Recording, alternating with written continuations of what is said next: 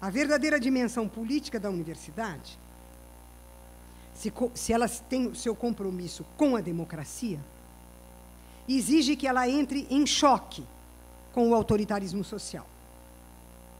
E ela só entrará em choque com o autoritarismo social se a dimensão política da própria universidade se propuser a diminuir o sistema de exclusões e, portanto, contestar o caráter excludente atribuído à dimensão humanística e científica da universidade. Todavia, como sabemos, a ampliação social da universidade não pode corresponder às condições exigidas para o trabalho de formação e da pesquisa científica. E isso parece nos colocar diante de uma equação perversa. Ou seja, que a boa realização da dimensão acadêmica parece ser incompatível com a dimensão democrática da universidade. O que não é verdade, mas que reforça a ideologia de conservação de desigualdades culturais, fundada nas desigualdades sociais e econômicas e na cisão da sociedade brasileira entre a carência e o privilégio, isto é, a ausência de direitos. Esse reforço ideológico da exclusão vem, sobretudo, da classe média, que vê na universidade simplesmente o diploma para a ascensão social individual. Por não ocupar um lugar definido na divisão social das classes que define o capitalismo. Vocês sabem, o capitalismo, mesmo na sua forma contemporânea, ele é atravessado por uma cisão que é constitutiva dele. E essa cisão é a cisão entre a propriedade privada dos meios sociais de produção e a propriedade privada da força de trabalho assalariada. A sociedade capitalista está dividida em duas classes fundamentais. A da propriedade privada dos meios sociais de produção e a propriedade privada da força de trabalho para a reprodução do capital. Entre essas duas classes tem uma outra, que não é proprietária privada dos meios sociais de produção, ela não é proprietária do capital, e ela não é vendedora da sua força de trabalho assalariado para a reprodução direta do capital. Portanto, ela não pertence nem à burguesia, que é a senhora do capital, nem à classe trabalhadora, que é a senhora do trabalho que reproduz diretamente o capital. Essa coisa meio, não por acaso recebe o nome de classe média. Ela é média porque ela está no meio entre as duas classes fundamentais. O que significa dizer que a classe média não é uma das classes fundamentais do sistema capitalista. Significa dizer que ela não tem um lugar econômico definido e que ela não tem um lugar social definido. Ela não tem o poder econômico e o poder político, que pertence à classe dominante. E ela não possui o poder social, que pertence à classe trabalhadora organizada. Que fatia do social sobra para a classe média? Ela tem uma função muito precisa e que ela exerce com maestria, onde ela estiver. Ela exerce a função ideológica. A função da classe média é de ser a correia de transmissão das ideias dominantes como válidas para a sociedade inteira. Ao mesmo tempo em que ela tem essa função apenas ideológica, a classe média é habitada por um sonho e por um pesadelo. O sonho da classe média é que um dia ela vai virar burguesia. Ela é tonta, coitada. Ela pensa que ser burguesia é ter dinheiro na poupança. E poder comprar o carro importado, e ter roupa de grife, e jantar num restaurante francês. Ela pensa que é isso ser burguesia. Ela é tonta. Ser burguesia é ter a propriedade privada dos meios sociais de produção. É ter a propriedade privada do capital. Então, ela nunca vai ser burguesia. Ela vai ser sempre aquilo que ela é. Ela é classe média. E como ela tem esse sonho, ela tem um pesadelo. O pesadelo é cair na classe trabalhadora. Então,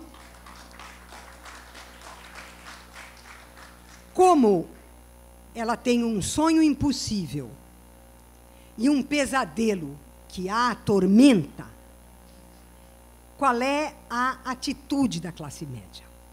A atitude da classe média, e desse ponto de vista o capitalismo neoliberal é a sopa no mel, ela tem uma atitude. Primeiro, ela é, como classe, ela é fragmentada.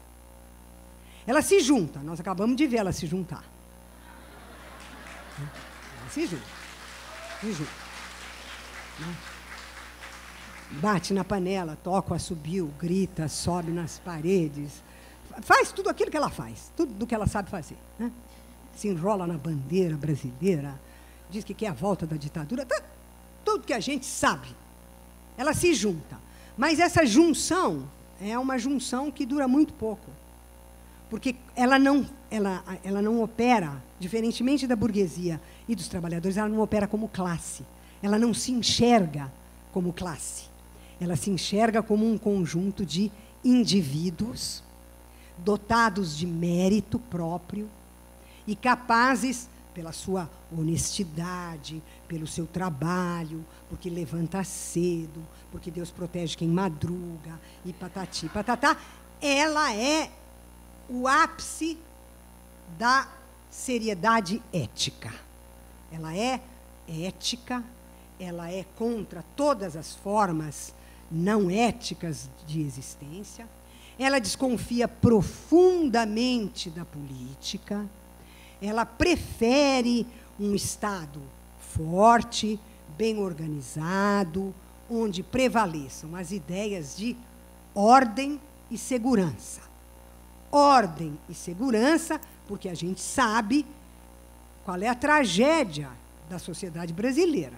A tragédia da sociedade brasileira é ter uma massa inculta, analfabeta, ignorante, miserável, que gosta das favelas, que gosta dos cortiços, que gosta de vandalismo, que destrói as coisas dos bancos e os edifícios públicos, e queima ônibus, e queima o trem. Então, sabe essa gentalha? Essa gentalha que está aí, que precisa ser controlada. Precisa ser controlada. Então, a classe média sonha com ordem e segurança. Ela acredita que ela é portadora da meritocracia. E ela acredita que o meio melhor dela provar que ela é capaz de subir e que ela é melhor dos que estão embaixo é o diploma universitário.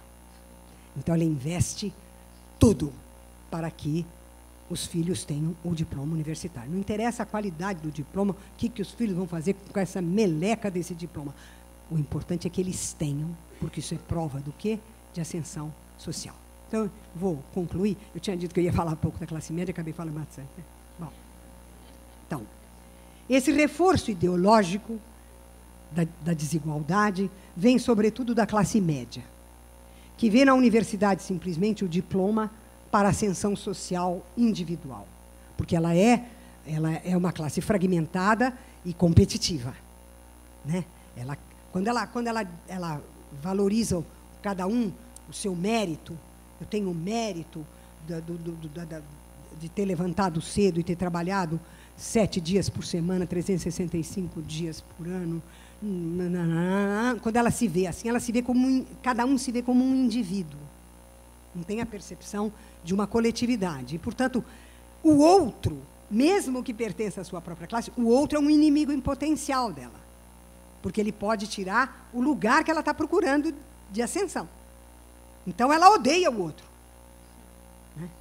Ela odeia o outro porque o outro é um risco permanente para a sua própria ascensão. Ela é um horror, a classe média. Ela é um horror. Né?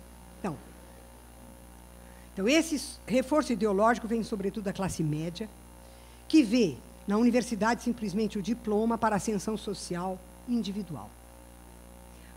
Por que não ocupa um lugar definido na divisão social das classes que define o capitalismo? A classe média se vê excluída do poder político. Ela não tem o poder de Estado. E do poder social. Ela não tem a força dos movimentos sociais, dos trabalhadores organizados. Ela procura compensar essa falta de lugar exercendo um poder muito preciso, o poder ideológico. Como sabemos, a classe média tem um sonho e tem um medo. Ela sonha em se tornar burguesia e ela tem um medo pânico de se proletarizar. Por isso, atualmente, ela se torna o suporte social e político da ideologia neoliberal, individualista e competitiva, que produz o estreitamento do espaço público e o alargamento do espaço privado. A adoção e defesa dessa ideologia leva a classe média a afirmar a incompatibilidade entre a dimensão acadêmica e a dimensão política da universidade, e a propor que se deixe por conta do mercado a definição das prioridades de formação acadêmica e de pesquisa. Essa posição antidemocrática significa a defesa da universidade operacional e da privatização do saber, que entra em choque com uma política de abertura e expansão da universidade como um espaço social de criação e afirmação de direitos e de inclusão. Eis porque acredito que nossa ação universitária, como ação do saber e da política, deve ser o combate em todas as frentes contra a universidade operacional e a ideologia conservadora com que a classe média a sustenta. Obrigada.